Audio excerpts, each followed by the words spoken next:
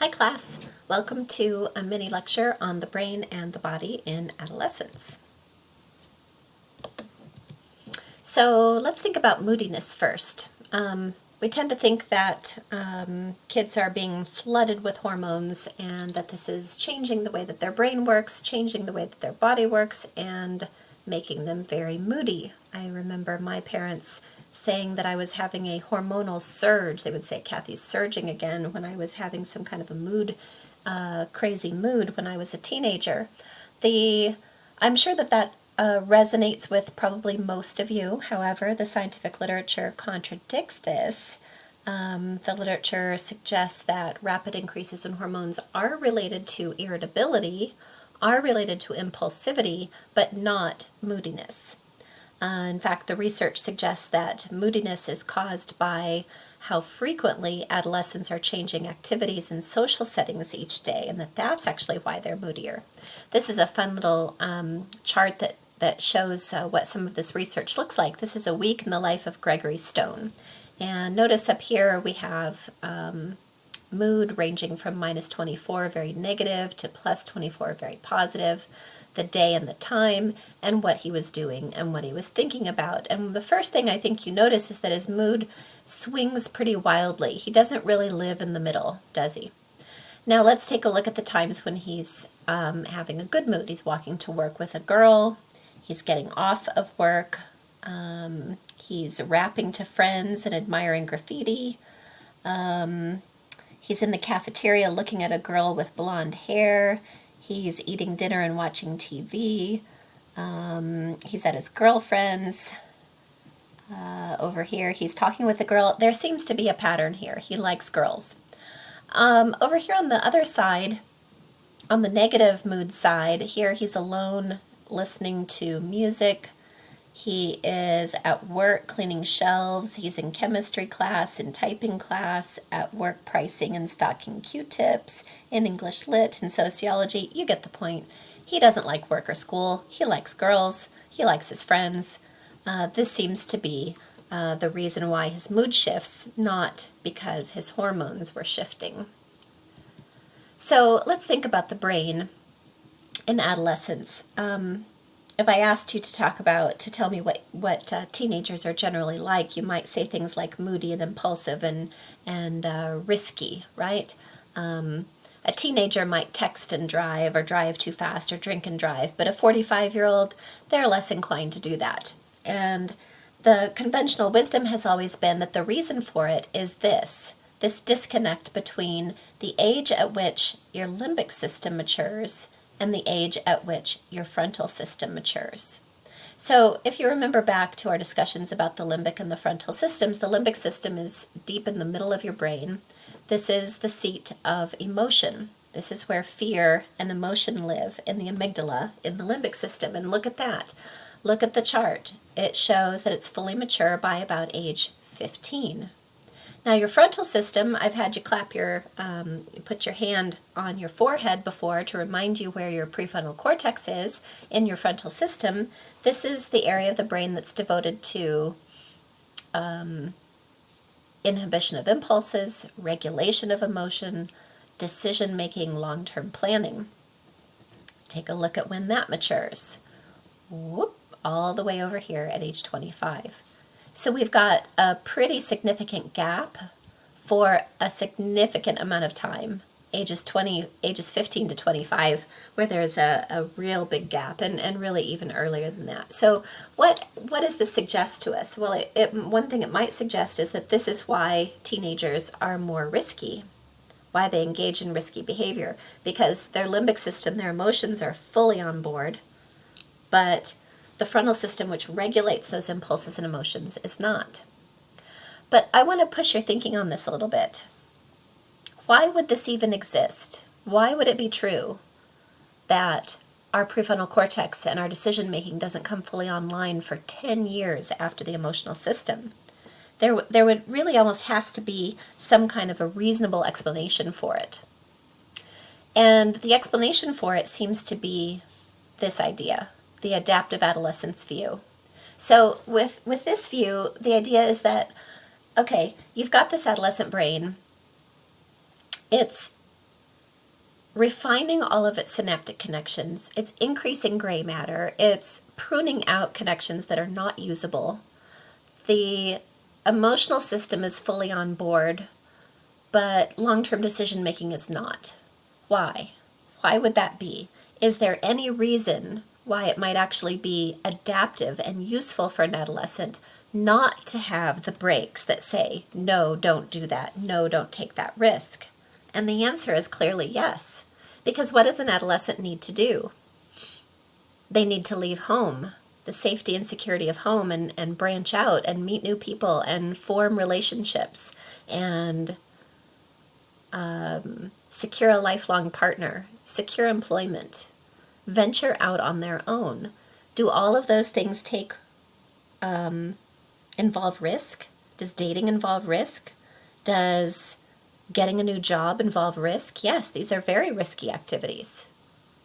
And so it may be best for the adolescent to have a prefrontal cortex that is not saying, hey, whoa, whoa, whoa. It may be best for him to have a prefrontal cortex that says, yeah, go for it, because that allows him to go out into the world and do the things that he needs to do. Okay. The last thing I want to do in this little section is to discuss Heinz, the Heinz dilemma, and Kohlberg's theory of moral development. We're just going to hit this briefly because this is not my favorite theory. Let me just show you, first of all, real quick. So Larry Kohlberg developed this idea of how morality develops. And there are 3 levels. At each level, there are 2 stages. And he says that we kind of work our way through these as we develop in life.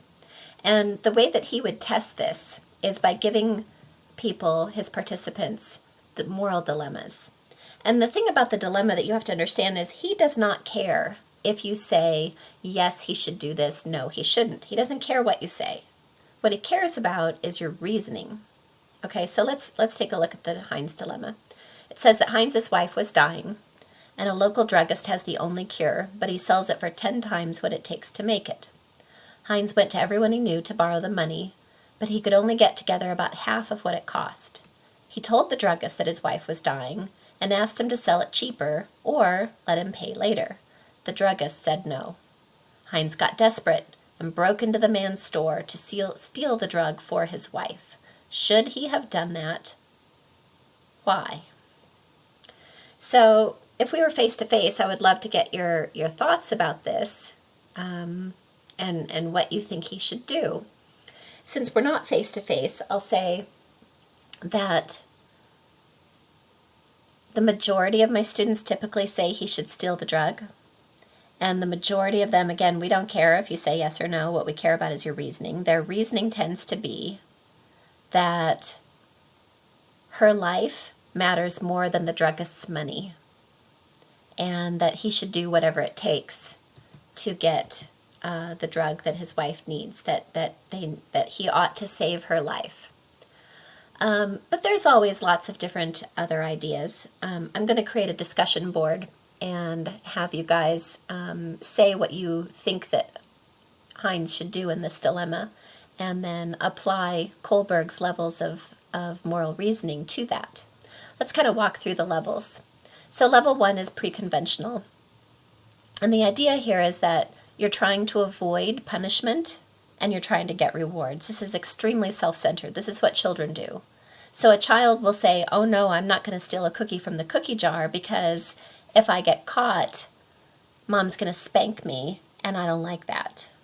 Okay? They're trying to avoid punishment. Or they'll say, oh yes, we should make mommy breakfast in bed because then she'll let us watch extra TV this weekend. That's moral reasoning in order to get rewards. So it's either might makes right, a punishment and obedience orientation, or it's looking out for number 1. Everybody just takes care of their own needs. If you're nice to other people, you're doing it so they'll be nice to you. Level 2 is a little bit more advanced. The emphasis is on social rules. This is a community-centered level. It's whatever is best for the community. So you might say, well, he should be a nice person, Heinz should be a nice person, and nice people don't steal. They obey the laws. Okay, that's stage 3. Stage 4 is law and order, that proper behavior means being a dutiful citizen and obeying the laws set down by society, even when no police are nearby. So Heinz should not steal the drug because he should be a good citizen and follow the law. Now, most of you are saying, most of my students will often say something like, he should steal the drug because his wife's life matters more than the druggist's money. And you might say that this is getting into post-conventional moral reasoning. First of all, let's look at stage 5, which is a little bit lower, the social contract, that we obey the social rules because they benefit all of us. Okay, so it's best for me not to go into a movie theater and yell fire because that would disrupt things for everybody. We're all in this together. But there's a caveat to this one, that if the rules become destructive, then the contract is no longer binding, and maybe disobeying the law is moral. So if there's an immoral law, the social contract would actually say to you that you should disobey that law. We've seen that lately in the past few years with some of the civil unrest that we've had in our country. Stage 6 is the highest level of moral reasoning, according to Kohlberg, that there are universal ethical principles. There are universally valid principles, not individual situations, not community practices, which determine right and wrong. That there are ethical values such as life is sacred that are established, and that is higher than anything else. And so most of you, my students, will say that her life matters more than the right and wrong of stealing, the druggist's money, that saving a life is of paramount importance. So I'll post a discussion board for that, and jump in there and say what you think he should do. Just a couple more things for you to look at on your own. Take a look at physical fitness on your own, that 30 minutes of exercise 3 times a week is critical. Take a look at how many calories girls and boys need. The fact that they need extra iron. Boys need it because they're putting on muscle mass. Girls need it because of menstruation. Most teens are getting enough calories, but they're empty calories. If your teenager seems listless and moody, it might be they're not getting enough iron and they need to eat some red meat. If they're not getting enough calcium, they risk osteoporosis later. Overweight teens have tripled in the past 25 to 30 years. Now about 1 out of 6 is overweight. They tend to have some issues in terms of being unpopular and having low self-esteem and having health issues. What can we do about this? Well, first of all, it's important to know that most weight loss programs don't work. After losing weight, most people are still overweight. We can break our metabolism. It is always, always best to prevent rather than intervene. Start early with your kids, doing lots of physical activity, emphasizing healthy eating, not being sedentary, because if you try to intervene afterwards, it's going to be a rough go. That's the end, and I'll see you in the next video.